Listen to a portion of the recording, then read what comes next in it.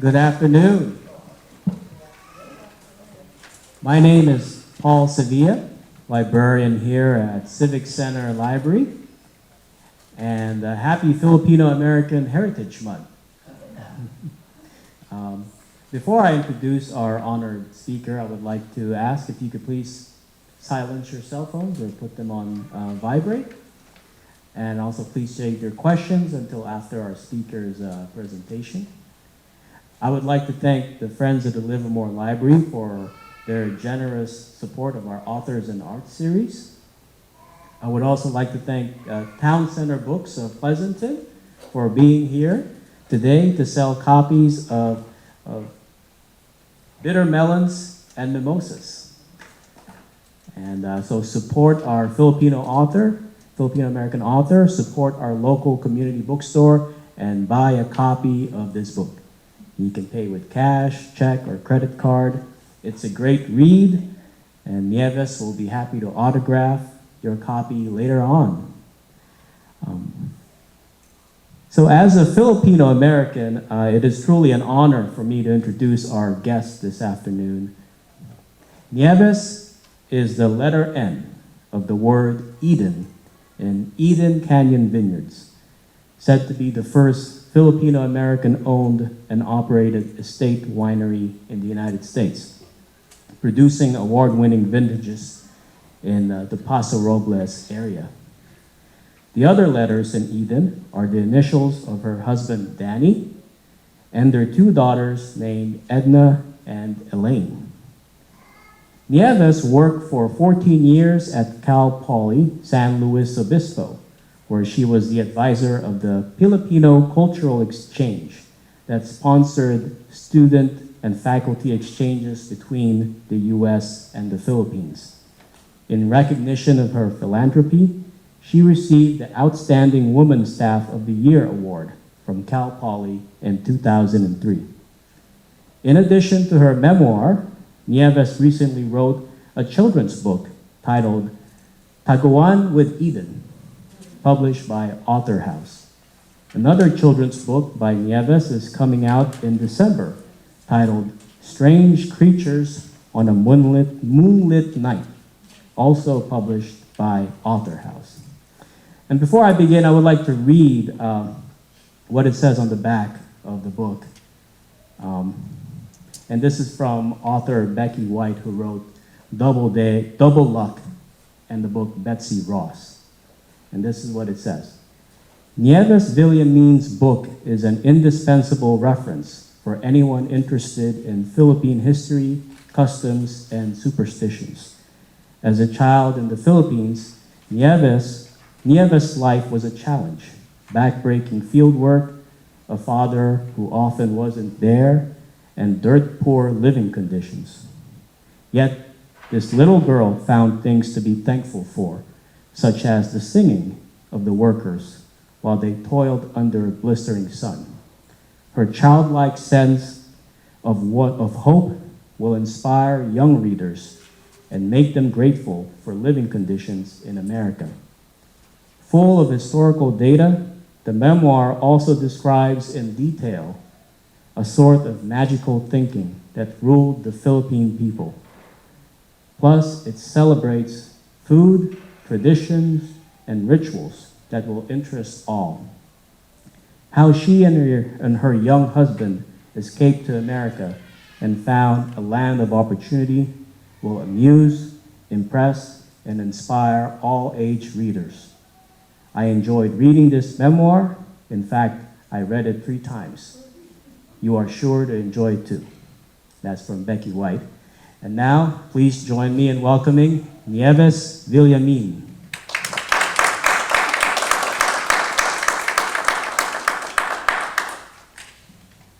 Thank you, Paul, and thank you, Friends of the Library, for making this happen and having me here. I would like to read a couple of pages first before I tell stories. So this is your warm-up or morning call.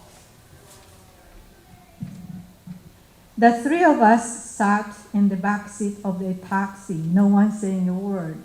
I felt queasy, which wasn't surprising since I was 7.5 months pregnant.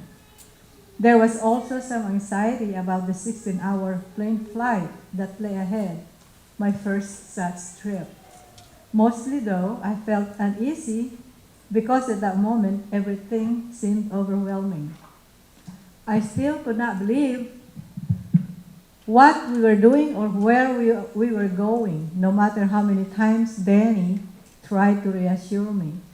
I looked at my husband as he stared quietly out the window at the busy Manila streets. Danny wore his simple black suit. Oh, I remember him being so handsome. The one he had bought for our wedding. I wondered, what was he thinking? Was he also feeling nervous about today? His reassuring words from the last few weeks drifted through my mind again. We're going to America, I could hear Danny say in his typically confident, determined voice. We're going to make it. Things will be better for us over there. You'll see. Perhaps. My greater concern at the moment sat on Danny's lap. Edna, our 3-year-old daughter, was excited to be riding in a car, even in the heavy morning traffic. She was wearing her favorite dress, white cotton, with small red and yellow flowers, and shiny black shoes and white socks. I always thought she looked so sweet in that dress. She had picked it out herself as a birthday gift the previous September. There was no way for Edna to understand what was about to happen or why. We hadn't told her our plans. That would come at the airport when there wouldn't be much time to argue. What could I have said to Edna beforehand? And I will explain that further during the program why we never told her anything.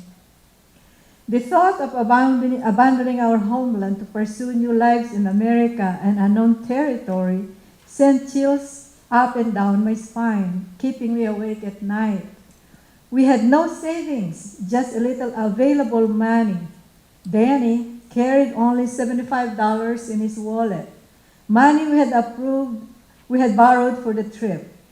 We had not left yet, but we were already saddled with debts from Trans World America Airlines, TWA. Our host family in America had offered to have us stay until we landed on our feet, but they had just married the week before and treasured their privacy like all newlyweds. We lacked a specific plan of action, making our trip at a true leap of faith. Worrying about all these issues had reduced me to tears more than once. Our Edna could not have possibly understood the difficult decision Danny and I had to make and how she would be affected by it in the course of that day. Being stopped at the checkpoint by stern-looking armed soldiers in green uniforms brought me back to reality.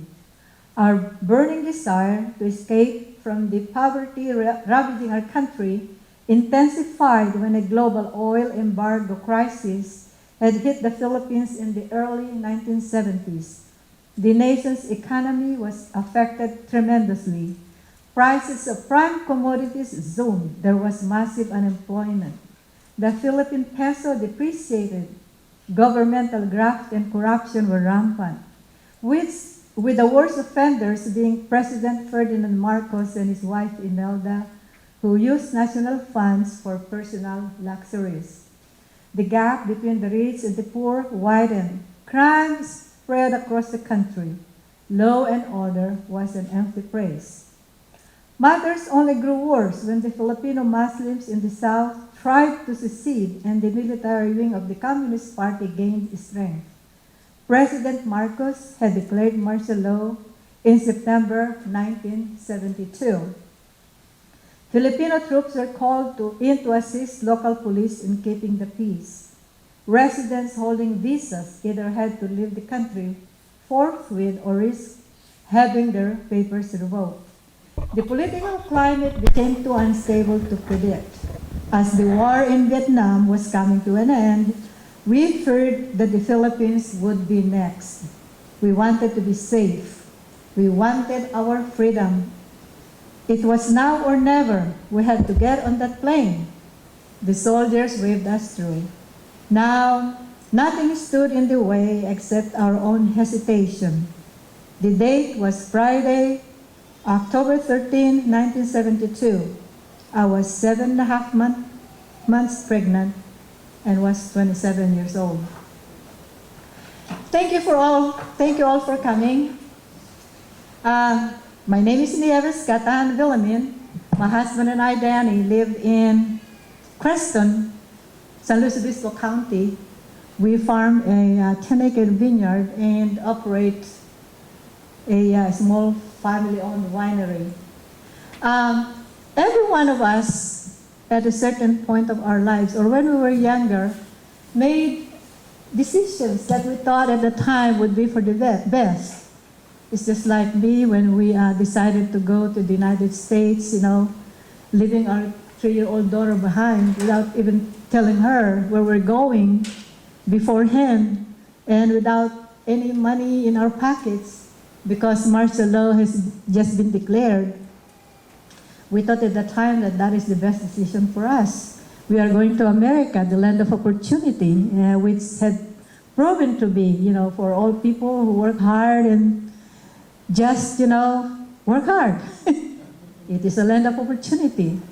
Every immigrant has a story to tell. Some came here by boat, by plane.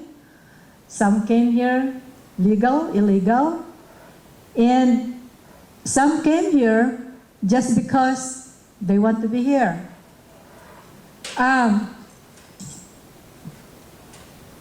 Perhaps what makes my story unlike any other immigrants was that when I was growing up in the Philippines, I hated the life of a farmer, and the idea of being a farmer's wife, really I did not like. I had to break up with my boyfriend, when I was 16, those times you already have a boyfriend, but it's just for, having a boyfriend. Because I told him, I cannot marry you, because he always tells me, I want to marry you, one of these days. Because he was a farmer. I didn't want to be a farmer's wife. I want to be somebody else. My reason is that, the farmer's life is so hard in the Philippines. For one thing, you do not own the land, and then you have a tenancy system wherein the farmer and the landlord sometimes makes an agreement of 70-30, meaning that 70% goes to the farmer, 30% to the owner, and the farmer spends, pay for all the expenses in farming the land. The owner, just because, he owned a piece of land, gets 30%, which is okay if every year there is a good harvest. But sometimes, Mother Nature is not too kind. Floods, pests, come along and wipe out your harvest, and then whatever 30% is due for that year, that will be 60% the following year. So it's really very hard for the farmer to recover, especially many times the owner of the land charge you usurious interest, which at the time, because the Philippines, there's no law back there about usurious practices, the owner of the land can charge you exorbitant rate of interest until, the farmer is no longer to pay the debt. And what happens if the farmer had a daughter, that they will be able to be paid if the daughter is offered as a servitude, to the landlord. Sometimes that is how debts are paid. So hard work doesn't frighten me. It's the insecurity of being, a farmer. The United States also had its share of the farmer's hardship, You may remember the Dust Bowl that inflicted on Texas, New Mexico, Oklahoma, Colorado, and Kansas. Even though, the Dust Bowl is a result of men's overplowing, the drought that followed was contributed by Mother Nature. So for a while, there was no harvest, and all the farmers, went to other parts of the United States. You remember some of the movies, farmers from Oklahoma, the rapes of grass, yeah, something like that. Story of farmers moving from Oklahoma to California, and those farmers, who trying to find the gold, in California. So the hardships that we had encountered, for one thing also, my father was, when I was growing up, was an absentee father. It's not because he was a bad father, it's just because he was an underground fighter who believed that country first before family. He believed in that, ideology. So he served, he was serving for the country and leaving the family to take care of its own. So we children, most of us, 11 children, there were 2 boys which are older. The first boy got married at the age of 17. The second one was sickly. So the farming duties were left to the women or to the girls. So it was really a hard life. And that is what made me hate being a farmer. The uncertainties, actually, not the hard work. Sorry. So when we came to the United States, I did not realize that I will be a farmer. So I traveled half the world, trying to avoid being a farmer, and look what happened. So I think that is why my story is very interesting than the others, because of that. We left in a haste because of the political instability in the Philippines. We have to leave right away because there was a proclamation declared by President Marcos. I think this is one of his way to weed out his political enemies. If you have a visa now, you leave, or otherwise, you will lose your visa. At the time, I was 7.5 months pregnant. We were going to go to the United States, but I have to give birth first, and wait till the daughter maybe become 3 years old. The older one is 6 years old. So that's the perfect time for us to immigrate. But because of that proclamation, we have to leave right away. And the reason why I did not tell my daughter about it, and nor the members of our family, is martial law has just been declared. And it's so unstable, everything unpredictable. You don't know who your enemies are. Everybody is scared. And my father, having the background of an underground fighter, it scared me more. If I tell my daughter, if you tell a 3-year-old child not to tell it to anybody, the more, they will tell it to other people. So we left on Friday, October 13th. We left for Manila on October 12th. That's when I told my father and my relatives that we are going to go to the United States. And then at the airport the following day, that's when I told, my daughter that we are going to leave. Actually, it was my husband who told her, and she's not coming along with us.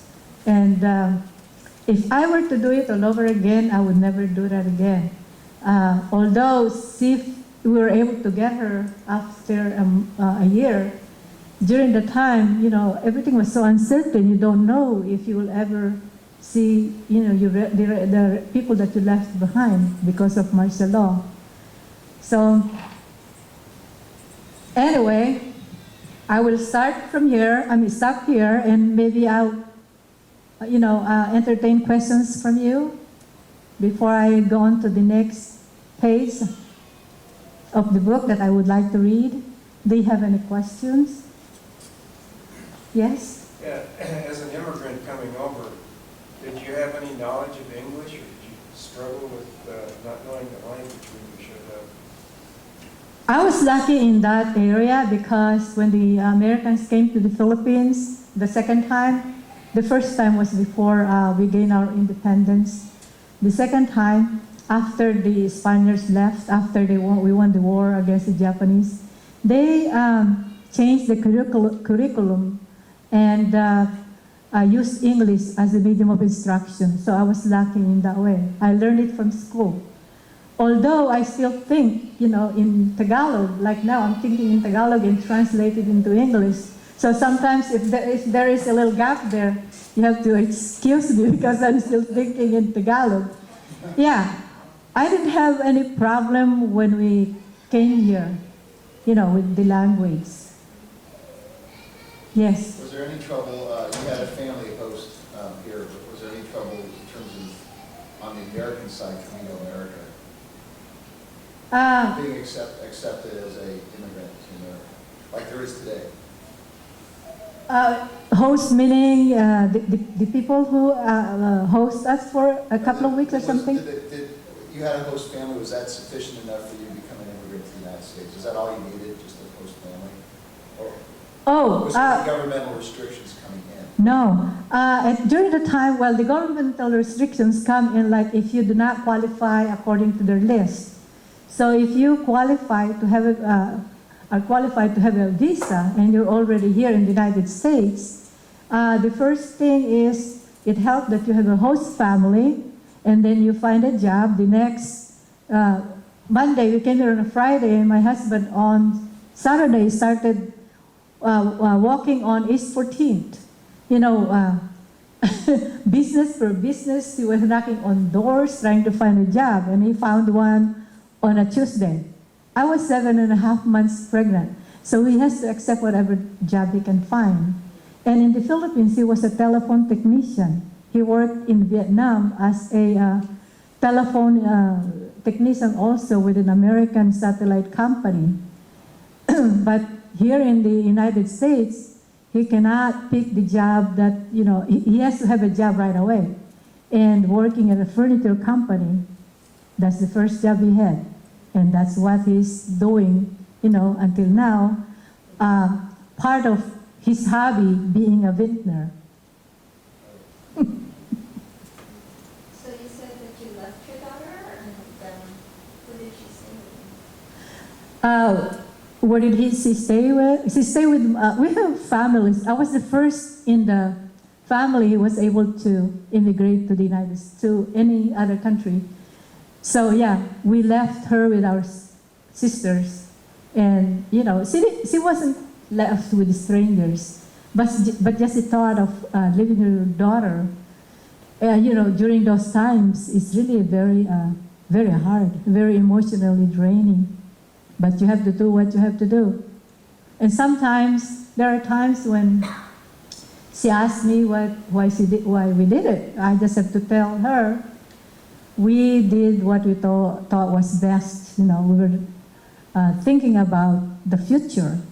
And it's up to her to understand it, sometimes. It's hard. Any question? Here's the question. You must have been contemplating with your dad and your husband to come stay with us. Because then, what prompted you to apply to come here with a visa? Because that takes a while to be approved, isn't it? How long No. did it take you to be approved? Yeah, it took at least 4 years. What prompted me was, in the beginning, when I first applied, in the 60s, you hear about people coming to America and they tell you that, oh yeah, it's the land of opportunity. In America, the money-grown trees. I didn't realize that that person, a neighbor of mine, who was an Ilocano, who was with his family, were part of the Filipino movement in the 1920s, part of the Manongs, and that came to the United States, petitioned by Dole Pineapple. He was with that generation. So I didn't realize that when he said money-growing trees, that his relatives are apple pickers. So, and besides, because the curriculum is already integrated with so much of the English American stories. You read only good things, so that influenced me when I was in college. That really America is a land of opportunity, and also because things were not improving in the Philippines. It was, if you are an accountant, you only make this much money, and every thing is, the prices are going up. It's really hard to live just for what you earn. So I applied when I was still single, and after 5 years, we were able to immigrate to the United States with my husband. Yes, Paul? Oh, was a question? Yes. Now, what year was it that you actually came? What year was that? That you came to the States? 1972, October 13, right after martial law in the Philippines. And during those times, things are still a lot better here in the United States. And until now it is, I think. Any questions? Support? Okay, so let me describe to you what these are. These are things that I have mentioned in my book. And I thought, instead of showing you the pictures, I bring them to you, even though they are just replica of what they were when I was growing up. This is a coconut grater. So when we do what do you call it, cakes, like rice cakes, and rice cakes which you could make, maybe 20 different varieties out of rice. There always is a coconut milk that goes with it and sugar. And when I was growing up, I didn't hear very much of ice cream, nor candies, nor other sweets. The one that I remember is the one that was made at home, which are the rice cakes. And like I said, 20 different rice cakes. And the coconut, this is a mature coconut, half shell. And so you grate it to get the meat. And out of that meat, you get the juice. That, squeeze it, and the milk that comes out of it is what you cook the rice cake with. And there is also another purpose for this. This is somewhat already laminated, but if it's not laminated, this part sticks out, and they are harder bristles, so you can use it to polish the floor. And you polish the floor with used candles that you, after All Saints Day, we collected candles, leftover candles from the cemetery, from the tombs, and then we melt the candles, and that is what we use for floor wax. And this is also another kind of grater. So my father, the corn that we harvested from the farm, he will put it into bunches and tie them together, and then put it and have it dried outside under the sun. And then when it's dried, you the way to separate the ears of the corn is to use this little instrument. There is a big nail in the middle, and this thing goes through, and the corn ears are milled, and it is mixed with rice. So the life of the rice can go a little further. For a family of 11, that was necessary. And this is yes? I was just wondering, when you use the sugar milk for the rice cake from the corn, from the coconut, did you add extra sugar or just the sugar that was in the coconut? Oh, we have to add extra You didn't sugar. have to add that. Yeah, extra sugar. I grew up eating coconuts down in South Florida, so. Yeah. Okay. All I did was eat them and drink the milk. Yeah. This is a bitter melon, which I titled my book, Bittermelons and Mimosas. These are two kinds of bitter melon. This is local, and this is one is Monsanto sized already, because it is a hybrid of this. So the way you cook this is you take out the seeds and just, cut it into tiny pieces and saute it with tomatoes, and some put pork in it, or shrimp, saute with garlic, lots of garlic and onions. And sometimes it is bitter, but if you cook it right, it's not bitter at all. I think that's one reason why it was Monsanto-sized, to take out the bitterness from it. And you have seen this. These are tamarind, And this doesn't grow only in the Philippines. It grows in Thailand, in Vietnam, in Mexico. But we have so many uses for this. The young coconut, we use it as a spice to, like if you want sour stuff in your food, in your side dish, you use the young tamarind. This itself is a delicacy because this tastes good and sweet. If you want one, you can take one after the event. So bitter melons. Why bitter melons? My book.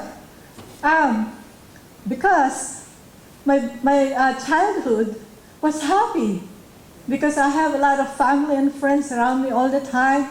As a matter of fact, some Americans will ask us how we were raised. And then some of my friends will say that, oh, my mother just pushed us out from the womb and we took care of ourselves. And she wasn't joking. My friend wasn't joking. That's the way how we were raised up, because, there's a lot of support. And I remember my mother's is a great woman, but she never told me she loves me. But I know that she loved me. She never hugged me when I am, hurt or sad, because that wasn't the thing, then. Now you have to do that to your child, and you even have to tell them they're wonderful even if they're not. Yeah. So in the streets, as we were growing up, even though we were always in the streets, we were surrounded by people that we know and people that we appreciate. They are our support group. We're not afraid of being kidnapped because nobody had thought about that yet at that time when we were growing up. It was so safe. The environment was so safe. And if you happen to, at noontime, if you happen to be at a friend's house, you are part of their, noon party, whatever you call it. You don't have to go home. You can stay there and eat. You are welcome. You don't have to make an appointment, to have lunch with them. That's the way how it was. And mimosas, in the Philippines, it was, it represents a wild flower. The mimosa that I grew up with is a wild plant that is thorny, and the vines are thorny, and the leaves are very sensitive. When you touch it, it will fold. And there was a story that goes around that it represents the Filipino maiden of yesterday. They were so demure and sensitive and loving, and do not talk back and things like that. And so private that when we have our heart broken, we don't tell anybody. We carry the secrets to our grave, something like that. But here in the United States, mimosas I equated to the little successes that we had, accomplished because of my husband's hard work, and I was just cooking his lunch or dinner. He did everything. So, okay. Any question? Are you ready for another page? Yes. My wife has diabetes, and she uses Bittermelon as a, to help control her diabetes. I'm sorry, I have a little problem here. My wife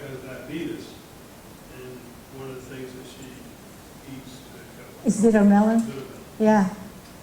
It's not really bitter if you know how to cook it. You can also eat the leaves of the bitter melons. The leaves.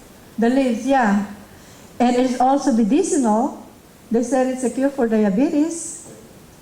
Yeah. If you Google it, it will say that. I'll tell you a little bit about my father.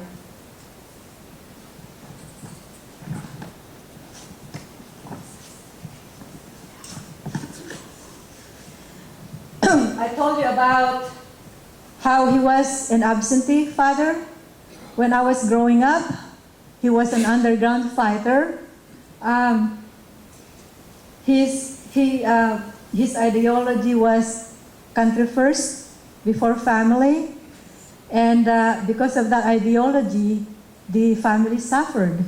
And not only our family, in our barrio or in most part of the province where we live, there's a lot of underground fighters. These underground fighters in the beginning were a group of farmers who just formed themselves together as a group to fight the malpractices of the landlord. So that is their main, purpose, why they formed into a group. But when the Japanese invaders came, I think their patriotism was awakened. So, because in the beginning they were already patriotic. Men were different during those days. They don't think about, being killed. They think about how to defend their country. It's probably because that's the way they were brought up or whatever it was. So they are like that. At the same time, too, they are a little bit more chauvinistic, than the men of today. I'm talking about the Filipino culture. So he was a hardworking person, even though he was an absentee father.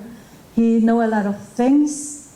Even though he wasn't educated, he was only a 5th grade student.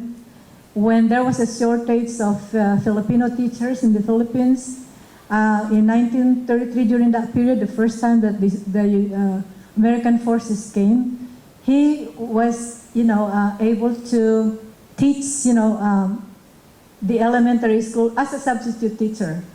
So that will tell you the level of knowledge that he had. He wrote a book written in verses, and he took the idea from the Bible and from other religious books that he had read. He is not religious, but he read books.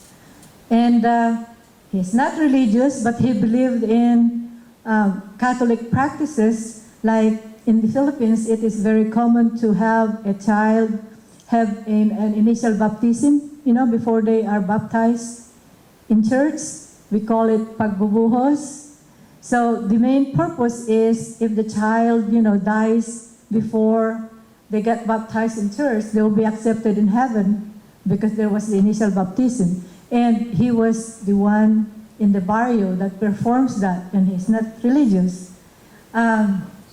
So going back to his writing, and I think I got that from him, the love of writing, the book that he wrote was written in verse, and it tells about the story of how Saint Helena found, the cross where Christ was nailed, and the whole story that he wrote, and we dramatize it live stage, and every May instead of the Santa Cruzan we have that, and when he finished it in 1958, we started doing it, in the barrio, and then later on, our family took care of it, and it's still being done up to the present time as a legacy to him. So he has all those talents, patriotism and everything, and also he has this idea about.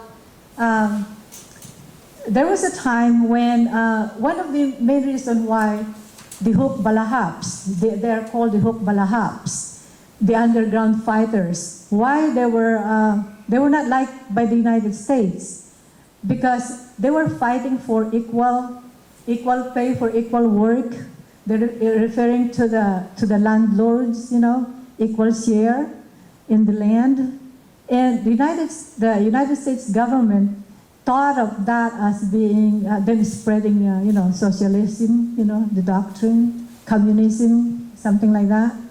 So in the beginning, the United States government did not like them already. So when they came in 1945 to fight, or before that, when they fought the Japanese American soldiers, I'm talking about American soldiers, when they found out that some of the places in the Philippines were already liberated by the Hukbalahaps, they, instead of thanking them, they were captured and incarcerated because they were thought as, the United States government thought of them as terrorists.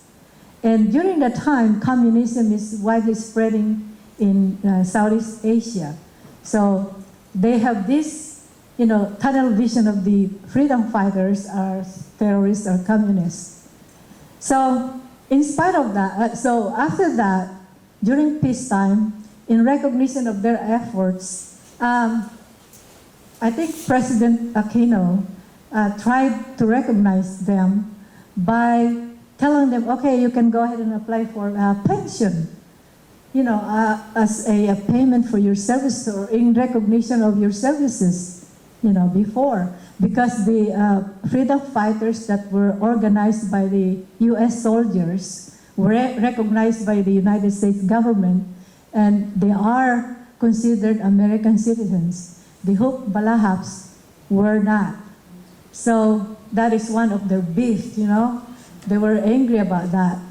So when most of the freedom fighters in our neighborhood applied for a pension, my father was, I think, the only one who did not apply for it. And we were kind of wondering why. We were angry. Here's the opportunity, for you to have some money, which you deservedly, rightfully deserve.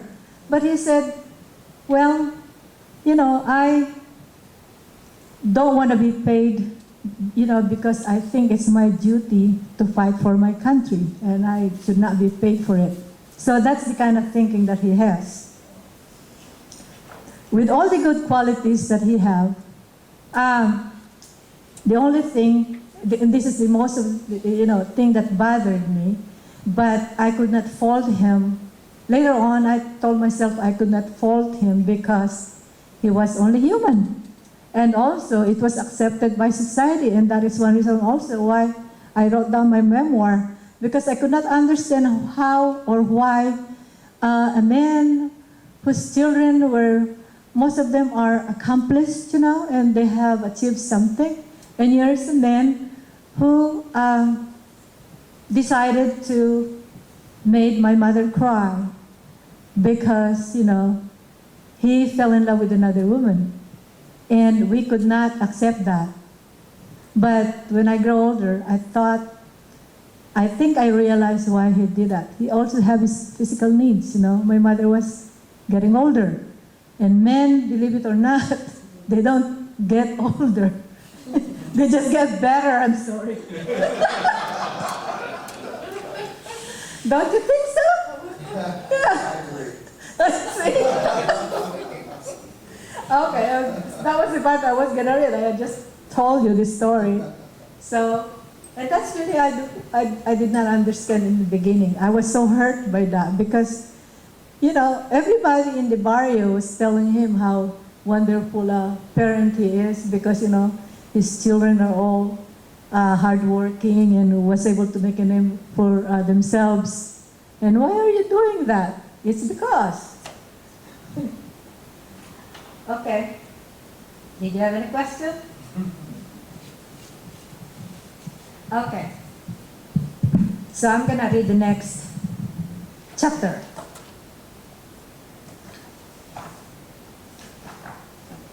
What did you want to hear more from my book for me to talk about?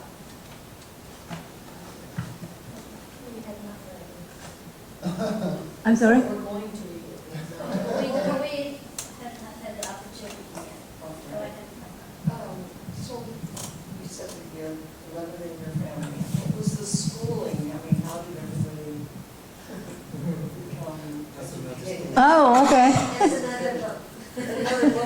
But actually, it's a part of this too. Public schools, in the elementary, public schools. And then when we graduated from elementary school, because we were on the top of the list, when we went to high school, we didn't have any tuition fee. But also, what happened was, my older brother, who went to school because he was sickly, was the first one who helped us, pursue our dreams. And he was able to find a job. So after he was able to find a job in the city, in Manila, my older sister followed, him, and together they worked. And then after that, I followed them. And then after graduation, I helped the younger one, and the younger one helped the other one, and the other one helped the younger one. So that's how it was. Everybody, we helped each other. Aside from the help from the school, which is free tuition, it's us children who help, one another. When you mentioned about sickly, you would assume that because he was sickly, then he did not have to farm. So he had time to study. That's right, yeah. That's right. Out farming. Yeah, maybe that's his way out of the farm. And maybe he was really too sickly, but whatever it was, he did the right thing. Because if he did not, go to school and tell our parents that he's sickly, he cannot work in the field, then probably none of that would have happened. I know. He would have been a farmer. Probably dead by now. Yes. Where did the landlords get the land? How, was it centuries before or something that happened 20 years before? What's the time history of land ownership? That's a good question. The history of the landlords dated way back when the Spaniards first came to the Philippines. Before they came to the Philippines, the Spaniards already had their footsteps, printed in the new country, which is the new Americas, I forgot which countries they were. But there they introduced the encomienda system. What it is just, granting pieces of land to the soldiers, so the soldiers will be able to control the population. Spanish soldiers, yeah. So that's how it started. So when they came over to the Philippines, they did the same thing. So when the Spanish colonizers, did that to the European countries or to the new land, whatever those countries were, I forgot the name of the countries. I'm sorry. They were already colonizing the farmers. So when they came to the Philippines, that was in 17th century when the Spaniards first did that. So when they came to the country, when they started introducing it to the country, to the Philippines, they already know how to do it. And when they came to the Philippines, they thought that, the Spanish soldiers will not be able to control or teach religion to the Filipinos because they were pagans, they were non-Christians. So this is the way of the Spanish government as an incentive to the soldiers to stay and teach the pagans religion, because that is the reason why they came to the Philippines, Christianity. But actually it was a different thing, So when they left the Philippines in late 1800s, when the Philippines was sold to the United States perpetuated the practice by introducing the hacienda system. Hacienda system is several groups will be also given, a piece of the land to to kind of control the population, even though it was kind of political in a way, they did it. It's the same principle. So the encomendero system that was introduced by the Spaniards to the Filipinos started it. And the Americans perpetuated it with the hacienda system, but it's the same principle. Yeah. And when President Aquino, when Corazon Aquino became the president in 1986, he passed a law about the agrarian reform that Filipinos who owned this much land has to give up part of it, and they should only own, I think 10 hectares was the minimum that they can own. And whoever farmer was living in the piece of land, they can buy it, or if they cannot buy it, they just have simply to give up. The owners of the land simply has to give up. They can only own 10 hectares of land. Was it as clear as mud? Yes. Did you say yes? Yes. Okay. So what year, now wait a minute. So your family grew up, let's say, that you're aware of in the 30s and 40s. Mm-hmm. None of that land was then 100 hectares owned by one person, or was it 1,000? Were really big pieces or medium size? They were really big pieces in the beginning. 1,000 hectares or more? I don't really know, because history doesn't tell exactly, how many hectares they could own. But I would say that maybe hundreds, in the hundreds, because so that would be a whole community. In other words, you're all working essentially for one that's right. one person. Yeah. Did the family, okay, I have 4 kids. Mm-hmm. I'm farming 40 acres. Yeah. I now have 4 kids farming 40 acres, or do some of the kids go away? What happened in the 20s and 30s? Because you multiply, Yeah. land doesn't multiply. That's right. So people left to go to the cities, or what happened? When people left, and go to the cities, there are new people, new kids that are growing up who can't afford to study. They assume the responsibility of the farming, even though they are not related to the original farmer.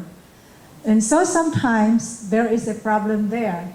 Just like my father, we had, I think, 4 hectares that were being farmed at the time in the 40s.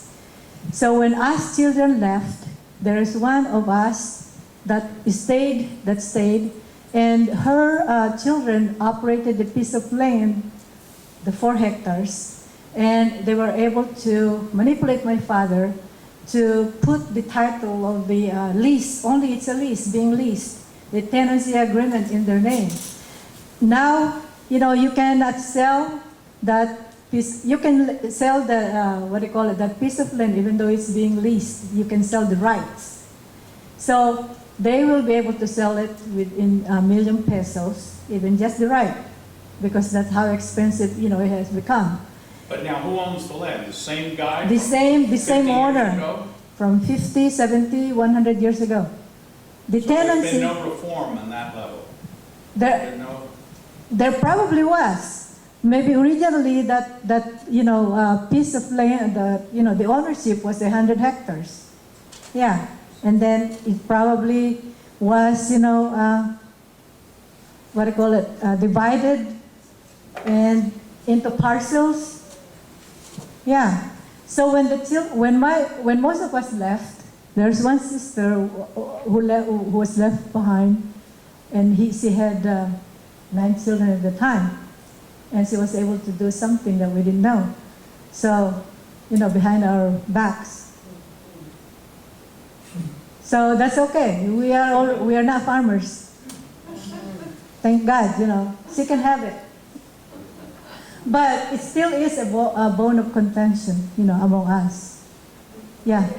Makes a clarification regarding that. There's so many different provinces and islands, and I come from Mindanao, but I left the Philippines when I was 10 years old. Yeah. In the 60s. Yeah. But regarding land, I Mhm. know my family has been through this quite a bit. Mm-hmm. If you did come from a family that had the family heritage, the land and, or the rights and also, oh, sorry. If you came from a family that had the rights and you paid property taxes, everything, you had every right to that land. However, you were usurped by a squatter. There's squatter rights in the Philippines, like they just have as much right as the people that had the property ownership because they contend to the government that you've left it alone. That's right. So I have access to this X number of hectares or acreage that I've managed while you were an absent landlord. Mm-hmm. So that's also the complication. Right. And that's what happened to us. Because my sister told us that, well, we left where we're not interested in the piece of land anymore. And she was able to make my father sign, with a right to the property, just the rights, not even the land. So now we don't have any say on it. Yes. What made you write your memoir? Can you tell us about that? What motivated you? Oh, okay. Tell your story. Good question.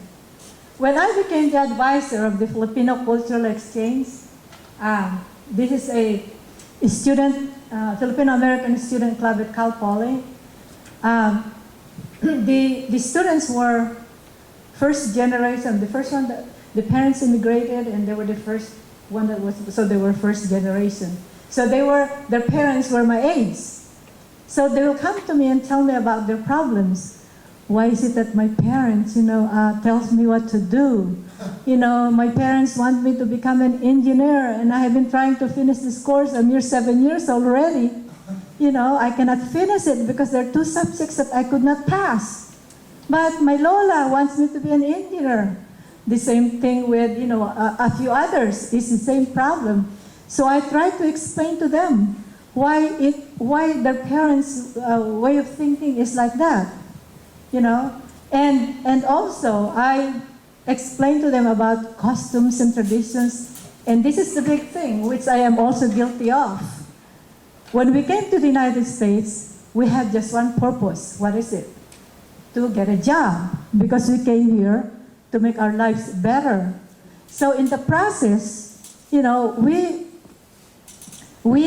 never spend the time telling our kids about, well, maybe I'm just talking about me, but I think this is what happened to everybody. Everybody was really very busy, to make a living. So no time to tell your kids about your culture. And besides, we want them to be able to assimilate, with other kids. And most of the time, even though they speak English because of their good English, because of their color, these were in the old days, they are, teased, because of their color or something like that. Or sometimes they go to school on winter time and they're wearing a coat and it smells like fried tuyo or dried fish. And they will call these kids fish heads or something like that. So that's what we did. We tried to tell our kids to learn, to learn whatever you can learn in school, try to assimilate with other kids, do your best, do not get in trouble, I for one, I did not teach my kids about culture. So when I was, advising the students, and they were so, I think at that time also what happened was affirmative action after affirmative action. So every, brown race or other color are now all of a sudden, they woke up from a long dream. They are, all accepted and they are very proud of their ethnicity. All of a sudden, they're declaring, I'm proud to be a Filipino, I'm proud to be such and such, and things like that. So they became interested in history, of the Philippines and other culture. So I decided to form a group every year to go to the Philippines to see firsthand about Jose Rizal, because they started reading about Jose Rizal, about Andres Bonifacio, I have a student who is in full gear, wearing the Bonifacio costume. And he said he wants to go to the Philippines and fight the infidels or whatever. He went that far, and because maybe something touched him, all of a sudden, like I said, they were very proud of being who they are. So I decided to, write them my memoirs. And as you could see from the book, there are some testimonials from the students, which I brought to the Philippines. There was one who never knew that he has relatives back home. His mother was married to an American who, after marrying, never took the time to explain to him about the family back home. And I think part of it is his mother is kind of embarrassed about, I don't know, but this is what the son told me, embarrassed about the family in the Philippines because they came from the slums or something like that. And he was so happy to see, the relatives he didn't know existed. And I was, a witness to that. And that was really good. So that was one reason, the main big reason. And also I would like to, for the Filipinos, the future generations, to read what their parents went through, to come over here, to give them a better life.